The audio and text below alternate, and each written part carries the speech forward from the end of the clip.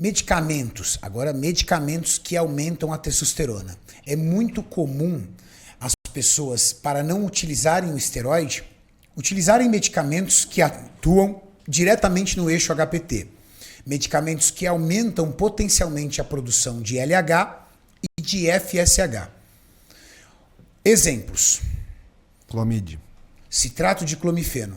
Como o citrato de clomifeno, que é um medicamento que você não precisa de receita para comprar na farmácia, pode atuar diretamente no eixo HPT da pessoa. Então, vamos começar de cima para baixo, né? O primeiro hormônio do nosso eixo é GNRH. GNRH vai estimular a síntese de LH-FSH, LH-FSH que vão atuar no testículo. Então, o clomifeno ele atua lá no cérebro, aumentando a síntese de LH-FSH, consequentemente a síntese de testosterona. Maurício, coloca por favor aí o eixo HPT e a formação deles para a galera ir acompanhando. Então assim, olha só que interessante. Eu consigo manipular o meu eixo de todos os níveis dele, eu posso manipular. Por exemplo, uma coisa... Eu vou falar a título de curiosidade, mas não façam isso. Boa. Quais são os mecanismos... Como que o meu corpo sabe que tá bom de testosterona? Para mandar parar de fazer.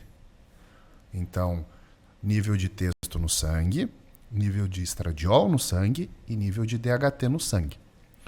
Quando a gente vê alguns trabalhos sobre inibição da conversão de testosterona em estradiol, usando um inibidor de aromatase, e usando inibidor de conversão em DHT, usando inibidor de 5-alfa-redutase, a gente vê um aumento de testo total.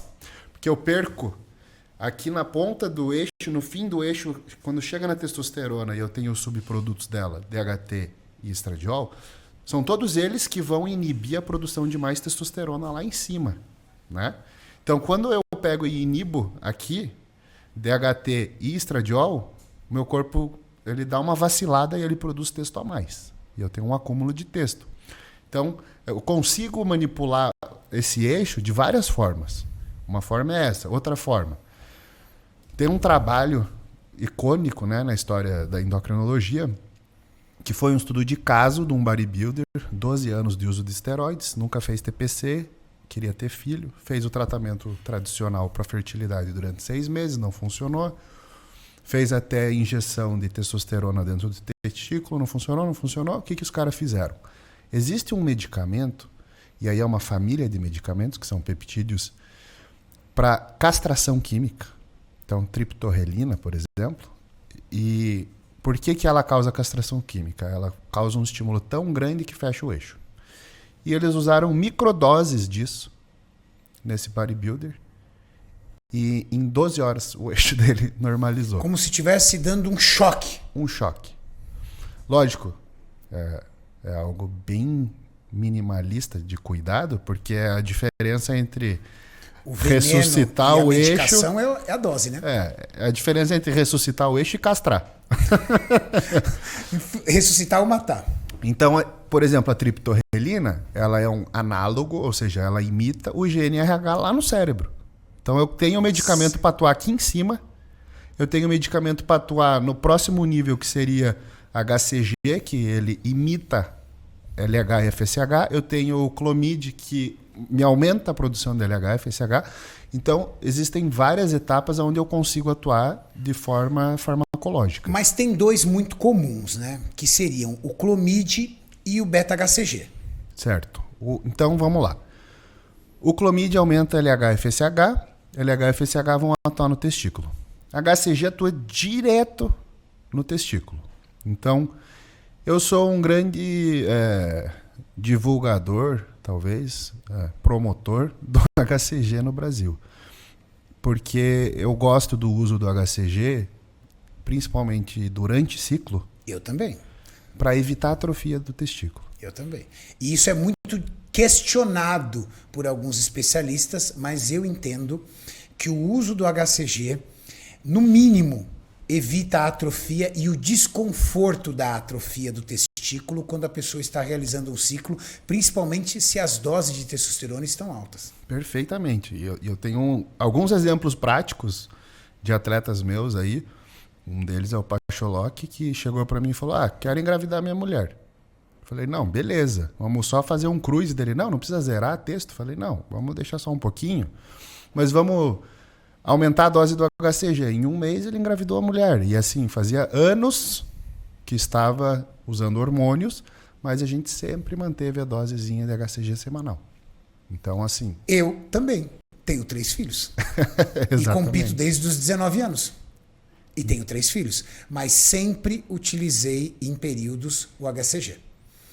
Então, em resumo, para a galera que está acompanhando, medicamentos podem sim aumentar a sua produção de LH e FSH. Sim. Consequentemente, fazendo com que você tenha mais testosterona e mais produção de espermatozoide. Porém, eles são capazes de levar você a suprafisiológicos? Clomifeno não.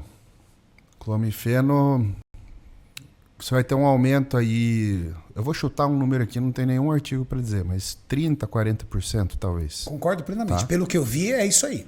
Agora, eu já vi mega dose de HCG e quem conhece o mundo underground do bodybuilding vai lembrar do Rich Piana.